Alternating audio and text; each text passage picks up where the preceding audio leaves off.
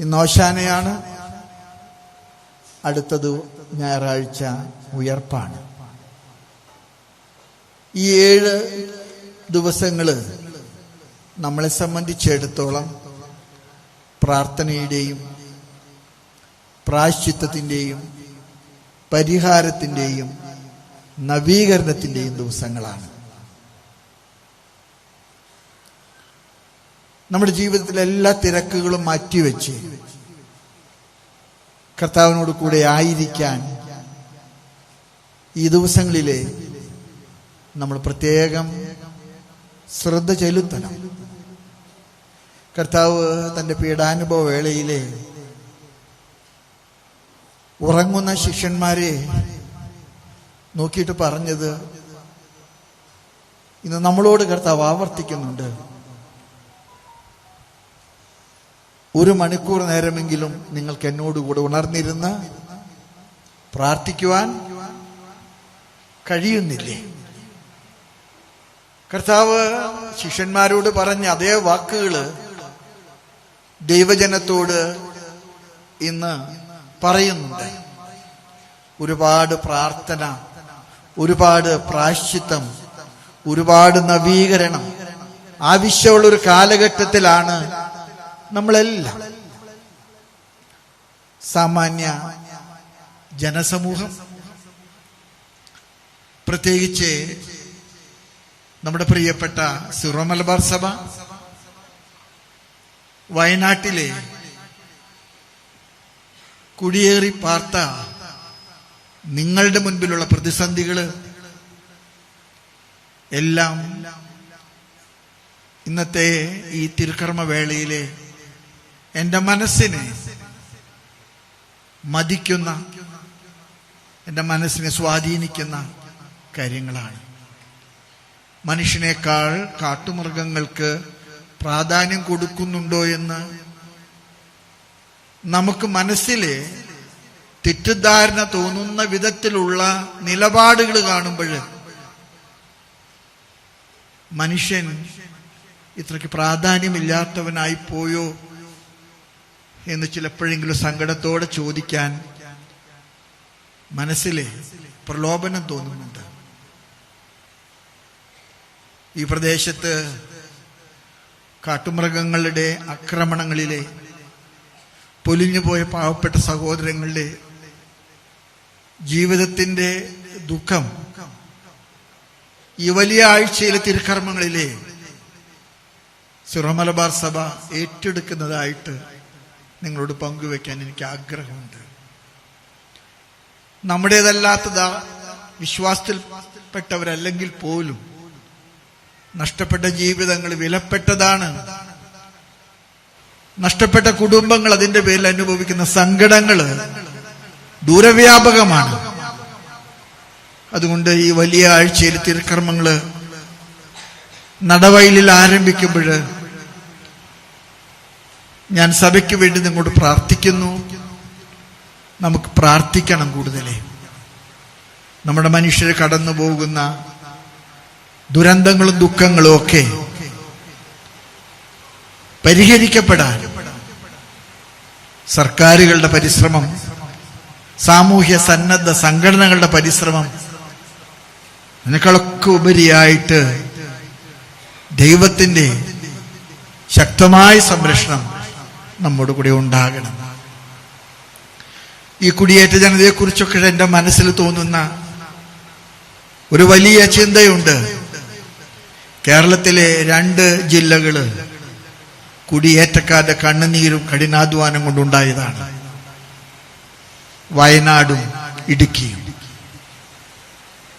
തിരുവിതാംകൂറിൽ നിന്ന് മണ്ണന്വേഷിച്ച് ഒരുപക്ഷെ മനുഷ്യന്റെ ജീവിതത്തിന്റെ വഴിമുട്ടിയപ്പോഴ് രാജാക്കന്മാരുടെ സർക്കാരുകളുടെ ഒക്കെ സഹായത്തോടുകൂടെ നാടുവിട്ട് കയറിയവരാണ് കുടിയേറ്റക്കാര്. അവര് കാട്ടുകള്ളന്മാരൊന്നുമല്ല. ഇന്ന് ചിലപ്പോഴൊക്കെ അങ്ങനെയുള്ള ദുർവ്യാഖ്യാനങ്ങളുടെ ഭാഷ്യങ്ങൾ കാണുമ്പോൾ മനസ്സിൽ ദുഃഖം തോന്നാറുണ്ട്. ഈ നാടിനെ പൊന്നു വിളയിക്കുന്ന മനോഹരമായ പറുദീസയാക്കി മാറ്റാൻ കർത്താവിന്റെ കൽപ്പന അനുസരിച്ച് സാഹചര്യങ്ങളുടെ സമ്മർദ്ദം മൂലം നാടുവിട്ട് കുടിയേറിയവര് അവർ ഈ നാടിന് ചെയ്തുള്ള സംഭാവനകൾ എത്ര വലുതാണ്. മനോഹരമായിട്ടുള്ള വയനാട് ഇന്ന് പലർക്കും കൗതുകം നൽകുന്ന ഒരു ടൂറിസ്റ്റ് കേന്ദ്രമാണ്.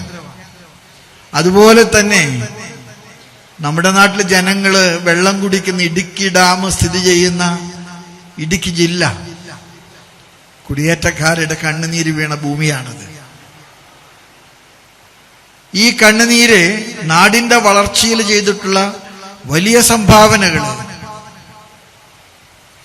മറക്കാൻ പാടില്ല, അത് മാറ്റി നിർത്താൻ പാടില്ല. അതുകൊണ്ട്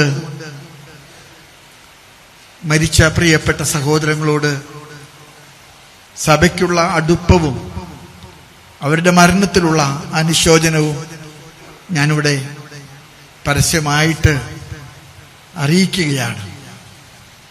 ദൈവം ആ കുടുംബങ്ങളെ ചേർത്ത് പിടിക്കട്ടെ. സർക്കാരുകൾ ആ കുടുംബങ്ങളുടെ ദുഃഖങ്ങളിൽ ചെയ്യാവുന്ന പരിഹാരങ്ങൾ പരമാവധി ചെയ്യുന്നുണ്ടെന്ന് എനിക്കറിയാം. പക്ഷേ കുറവ് വരാത്ത വിധത്തില് അവരെ സംരക്ഷിക്കാൻ, ചേർത്ത് പിടിക്കാൻ മുന്നോട്ട് വരണമെന്ന് ഞാൻ അപേക്ഷിക്കുകയാണ്.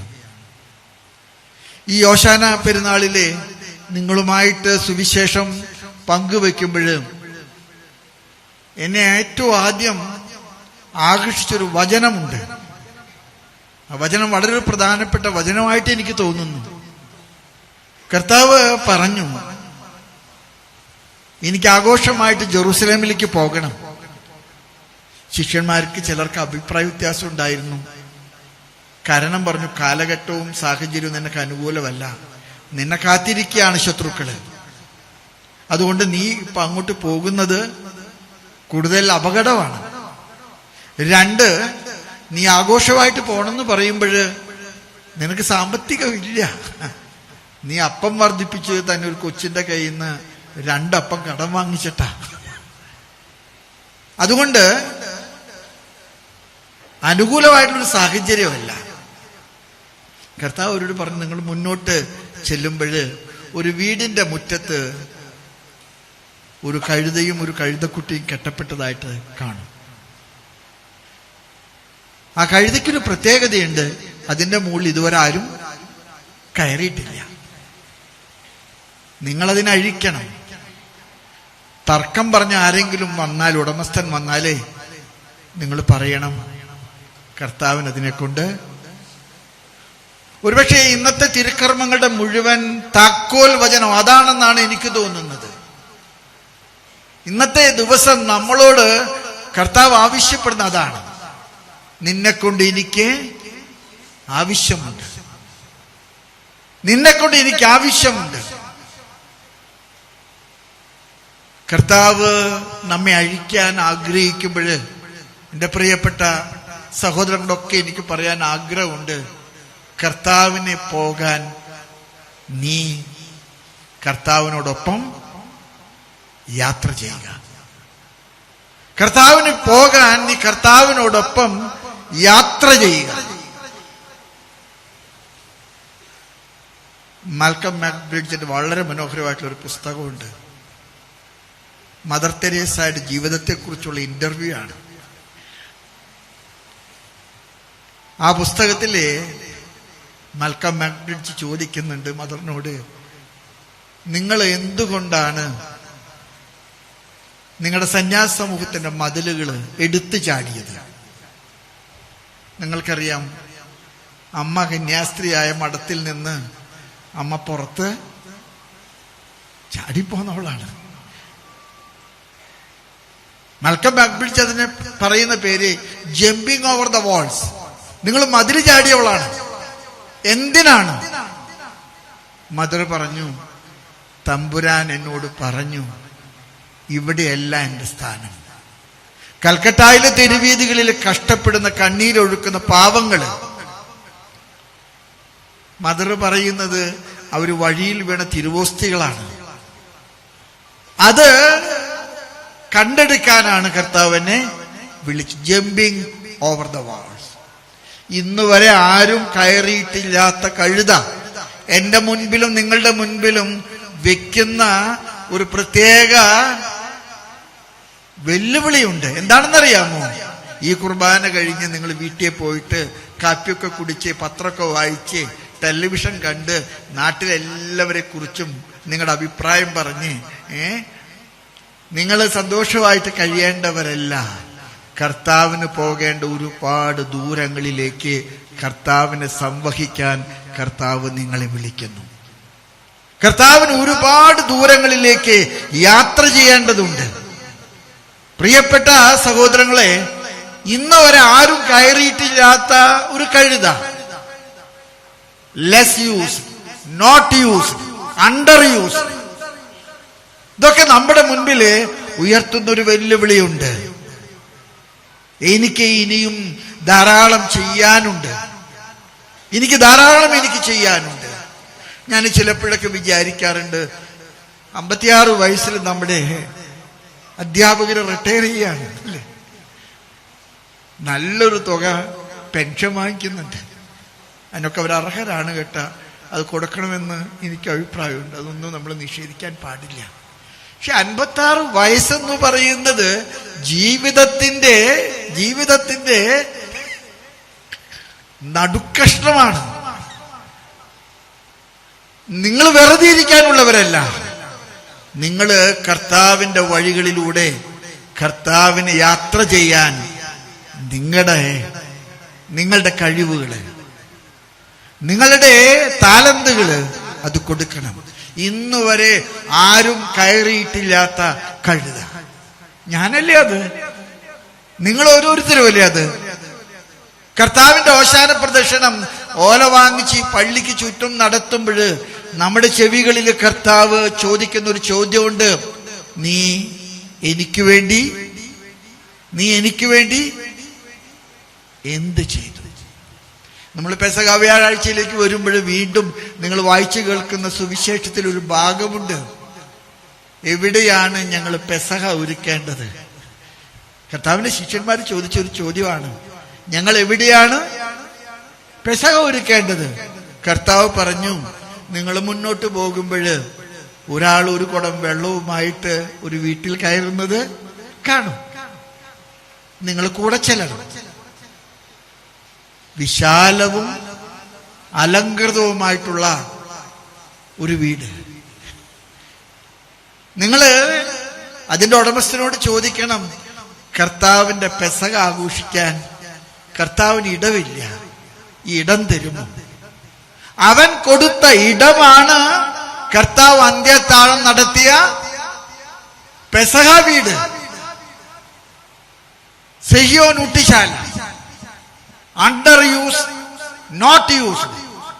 എന്റെ പ്രിയപ്പെട്ട സഹോദരങ്ങളൊക്കെ എനിക്ക് പറയാൻ ആഗ്രഹമുണ്ട്, നമ്മുടെ ജീവിതങ്ങള് അണ്ടർ യൂട്ടിലൈസ്ഡ്, നോട്ട് യൂട്ടിലൈസ്ഡ്. കർത്താവ് പറഞ്ഞു, നിങ്ങൾ അതിന്റെ ഉടമസ്ഥനോട് ചോദിക്കണം, എന്റെ പെസഹ ഞാൻ എവിടെയാ കൊണ്ടാടേണ്ടത്? വിശാലവും അലങ്കൃതവുമായിട്ടുള്ള വീട് അയാൾ വിട്ടുകൊടുത്തു. നിങ്ങൾ വിചാരിക്കും പെസഹ കഴിഞ്ഞിട്ട് അവരൊക്കെ പോയെന്ന്. ഇല്ല. കർത്താവിന്റെ മരണം കഴിഞ്ഞിട്ട് പുറത്തിറങ്ങാൻ പേടിച്ച കർത്താവിന്റെ ശിഷ്യന്മാരെ താമസിച്ചത് ആ വീട്ടിലാണ്. എമ്മാവൂസിലേക്ക് യാത്ര പോയ ശിഷ്യന്മാരുടെ കഥ കേൾക്കുമ്പോഴേ നിങ്ങൾക്കറിയാം, സഹയാത്രികനായിട്ട് ചെന്ന അപരിചിതൻ അവരോട് പറഞ്ഞു, നിങ്ങൾ എങ്ങട്ടാ പോണേ? അവര് പറഞ്ഞു, ഞങ്ങൾ ജെറൂസലേമിൽ നിന്ന് എമ്മാവൂസിലേക്ക് പോവുകയാണ്. ജെറൂസലേം കിഴക്കാണ്, എമ്മാവൂസ് പടിഞ്ഞാറാണ്. ബൈബിൾ പണ്ഡിതന്മാർ അതിനൊരു വ്യാഖ്യാനം നൽകുന്നുണ്ട്. ഉദയത്തിൽ നിന്ന് വിട്ടുപോയവരാണ്. കർത്താവ് അവരോട് പറഞ്ഞു, നിങ്ങൾ പോകാൻ പാടില്ല. സത്രത്തിൽ കയറി അവരോടൊത്ത് അവൻ പെസഹ അപ്പം മുറിച്ചപ്പോൾ അവിടെ കണ്ണുകൾ തുറക്കപ്പെട്ടു. അപരിചിതൻ കർത്താവാണെന്ന് അവർക്ക് മനസ്സിലായി. പിന്നെ അവര് മുന്നോട്ടല്ല പോയത്, അവർ പിറകോട്ട് ജെറൂസലേമിലേക്ക്, പന്തക്കുസ്ത കാത്തിരുന്ന സിഹ്യോൻ ഊട്ടുശാലയിലേക്ക്. ഞാൻ സഹോദരങ്ങളോടൊക്കെ പറയാൻ ആഗ്രഹിക്കുന്ന ഒരു കാര്യമുണ്ട്. പ്രതിസന്ധികൾ വരുമ്പോൾ വിട്ടുപോകാൻ ആഗ്രഹിക്കുന്ന നിങ്ങളോടൊക്കെ കർത്താവ് സഹയാത്രികനാണ്. കർത്താവ് കൂടെയുണ്ട്. കർത്താവ് നിങ്ങളോട് ചോദിക്കുന്നത് എങ്ങട്ടാ പോകുന്നേ? അവര് പറഞ്ഞു, ജെറൂസലേമിൽ നടന്ന കാര്യങ്ങൾ അറിയാത്ത ഏക വിജാതീയൻ നീയാണ്. സുരക്ഷിതത്വം തേടി വിട്ടുപോകുന്നവരുടെ കൂട്ടത്തില് നമ്മൾ ഇന്ന് സുറിയാനി ക്രിസ്ത്യാനികൾ ഉൾപ്പെട്ടിരിക്കുക. സുരക്ഷിതത്വം നോക്കുക. സുരക്ഷിതത്വത്തെ ബലി കഴിച്ച് കാട് കയറി നാടാക്കിയവരാണ് നമ്മുടെ കാരണവന്മാരെ. കാട് കയറി നാടാക്കിയവരാണ്. അവരുടെ തലമുറ ഇന്ന് കടല് കടന്ന് നാട് വിട്ടുപോകുന്ന ഒരു കാഴ്ച നിങ്ങൾ കാണുന്നില്ല. ആരും ഒരിക്കലും കയറിയിട്ടില്ലാത്ത കഴുത, ആരും വേണ്ടതുപോലെ ഉപയോഗിക്കാത്ത കഴിവുകൾ. എന്റെ പ്രിയപ്പെട്ടവരെ, നമുക്ക് കുറെ കൂടെ മുമ്പിൽ വെല്ലുവിളികളുണ്ട്. ഞാൻ ചിലപ്പോഴൊക്കെ കുടിയേറ്റക്കാരായിട്ടുള്ള നിങ്ങളുടെ കാർന്നവന്മാരുടെ 10-1 ധൈര്യവും കഠിനാധ്വാനം നിങ്ങൾക്കുണ്ടെങ്കിൽ നിങ്ങൾക്ക് ഈ നാടിനെ ഇനിയും ഒരുപാട് ശുശ്രൂഷകളിലൂടെ വളർത്താൻ കഴിയുന്നതാണ്. പക്ഷേ നിങ്ങൾ ഇന്ന് കൃഷി വേണ്ട, കഠിനാധ്വാനം വേണ്ട, സ്വിച്ചിട്ടാൽ പണം കിട്ടുന്ന എന്തെങ്കിലും സൂത്രം ഉണ്ടെങ്കിൽ അത് നോക്കിപ്പോകുന്ന ഒരു കാലാവസ്ഥയിലേക്ക് മാറാൻ പാടില്ല. പെസഹായുടെ തിരുനാൾ നമ്മുടെ മുൻപിൽ വെക്കുന്ന ഏറ്റവും വലിയ വെല്ലുവിളി അതാണ്. കർത്താവ് കുരിശിൽ കിടക്കുന്ന സമയത്ത് പട്ടാളക്കാര് കർത്താവിനോട് ചോദിച്ചൊരു വെല്ലുവിളിയുണ്ട്. നീ ലാസറിനെ ഉയർപ്പിച്ചവനാണ്, നീ ശതാധിപന്റെ മകൻ ഉയർപ്പിച്ചവനാണ്, നീ പലർക്ക് രോഗശാന്തി കൊടുത്തവനാണ്. എന്തുകൊണ്ട് കുരിശിൽ നിന്ന് ഇറങ്ങി വരാത്തത്? നീ കുരിശിൽ നിന്ന് ഇറങ്ങി വന്നാലേ ഈ ജനം മുഴുവൻ സഹനമില്ലാത്ത വിജയത്തെക്കുറിച്ച് സ്വപ്നം കാണുന്നവരായിട്ട് നമ്മൾ മാറുന്നുണ്ടോ എന്ന് ഈ പെസഹ വ്യാഴാഴ്ച നമ്മൾ ആലോചിക്കണം. സഹനങ്ങളില്ലാത്ത, വേദനയില്ലാത്ത ഒരു ലോകം, കഷ്ടപ്പാടുകളില്ലാതെ എല്ലാം നമുക്ക് എളുപ്പത്തിൽ നടക്കാൻ പറ്റുന്നൊരു കാലാവസ്ഥ, പറ്റുന്ന ഒരു സംസ്കാരം, അതിലേക്ക് നമ്മൾ നീങ്ങുന്നുണ്ടെങ്കിൽ നമുക്ക് വഴിതെറ്റിപ്പോയി. പെസഹ വ്യാഴാഴ്ചയിൽ ഓർമ്മകള് നമ്മെ പഠിപ്പിക്കട്ടെ. കർത്താവ് അപ്പമെടുത്ത് മുറിച്ച് ഇതെന്റെ ശരീരമാണ്, പാനപാത്രം എടുത്ത് വാഴ്ത്തി പറഞ്ഞു ഇതെന്റെ രക്തമാണ്. അപ്പം ശരീരമായില്ല, പാനപാത്രം രക്തമായില്ല. ശിഷ്യന്മാരുടെ മുമ്പിൽ വലിയൊരു പ്രതിസന്ധിയായിരുന്നു. ഇവൻ പറഞ്ഞ വാക്കനുസരിച്ച് നടന്നില്ല.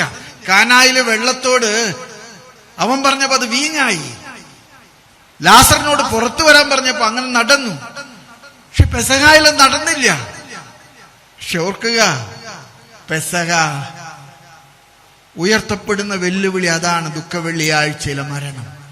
അവൻ കീറി മുറിക്കപ്പെട്ടവനായിട്ട് ഉയർത്തപ്പെട്ടു. അവൻ മുറിക്കപ്പെട്ട അപ്പമായത് കാൽവരിയിലെ കുരിശിലാണ്.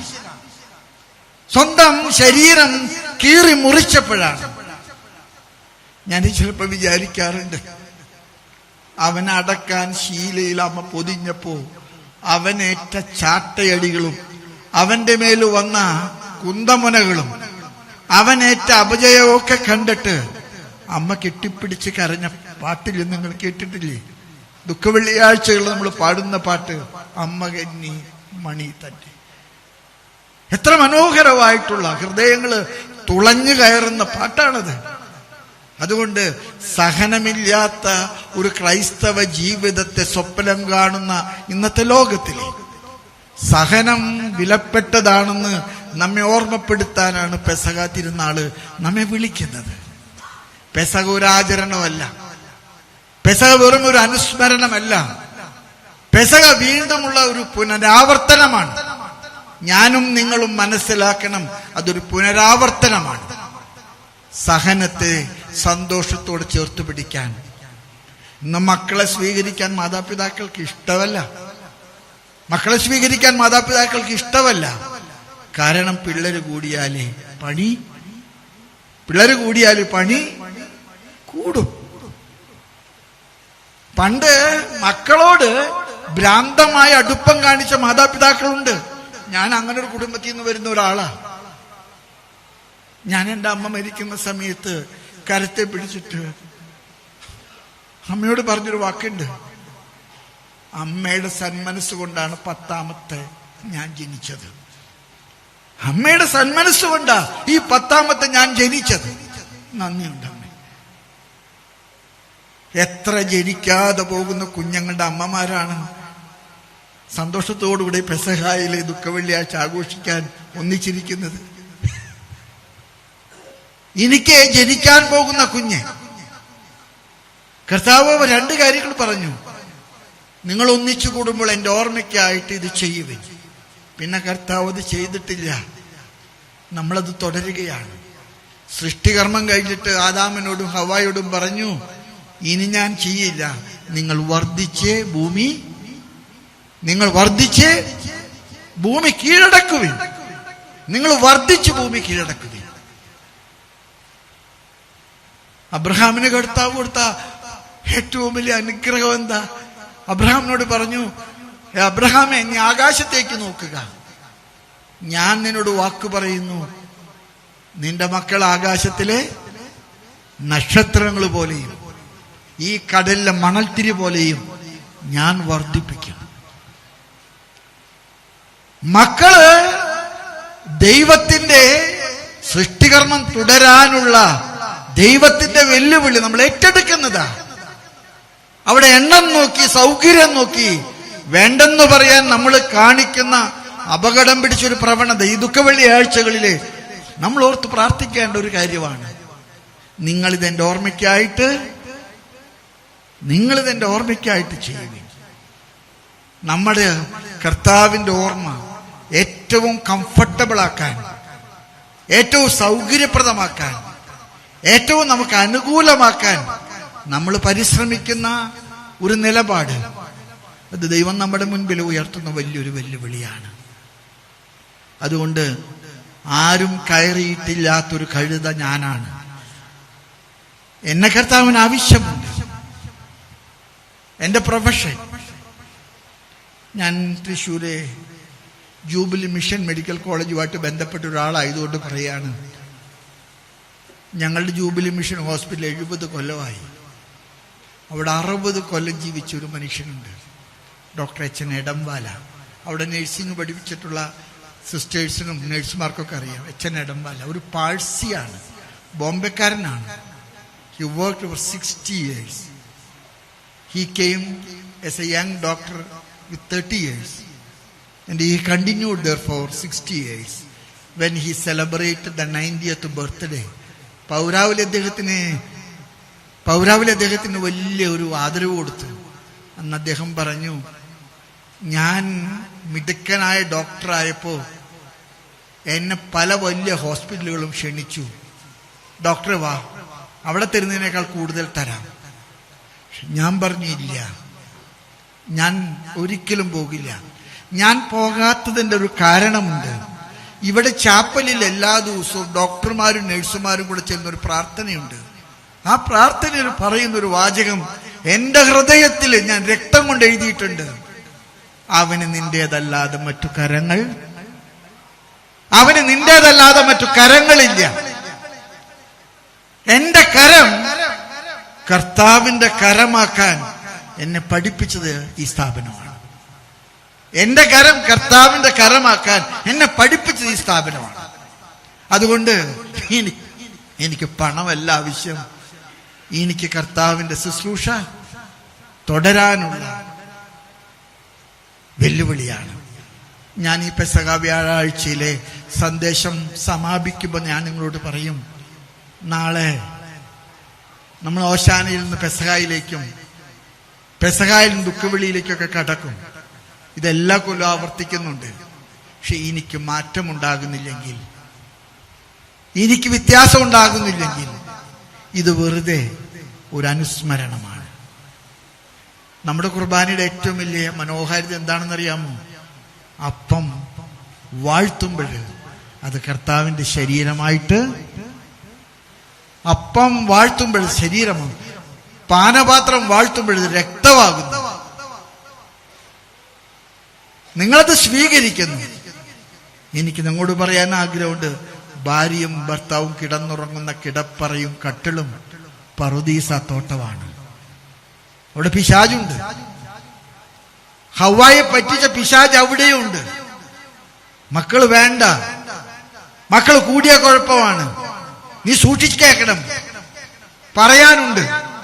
പക്ഷെ ഇവിടെയൊക്കെ നമുക്ക് പെസഹ നൽകുന്ന ഒരു ചക്രവാളമുണ്ട്. അത് ദുഃഖവെള്ളിയാഴ്ചയുടെ ചക്രവാളമാണ്. ആ ചക്രവാളം കടക്കുന്നവർക്ക് ദൈവം നൽകുന്ന സമ്മാനമാണ് ഉത്ഥാന പെരുന്നാൾ. സഹനത്തെ മാറ്റി നിർത്തിക്കൊണ്ട് ഉത്ഥാനത്തിന്റെ സമാധാനം ആഘോഷിക്കാൻ നമുക്ക് കഴിയില്ല. ഞാൻ ചിലപ്പോഴും വിചാരിക്കാറുണ്ട്, കുരിശിന്റെ താഴെ നിന്നൊരു അമ്മയുണ്ട്. ഇത്ര മനോഹരമായിട്ടൊരു ചിത്രമാണ്.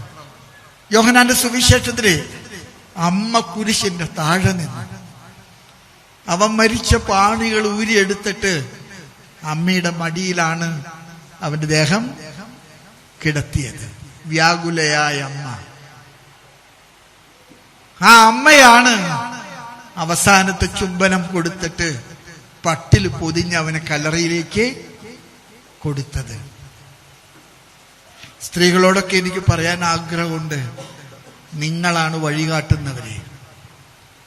കർത്താവിന്റെ കല്ലറ തേടി വന്നത് ആണുങ്ങളല്ല, പെണ്ണുങ്ങളാണ്.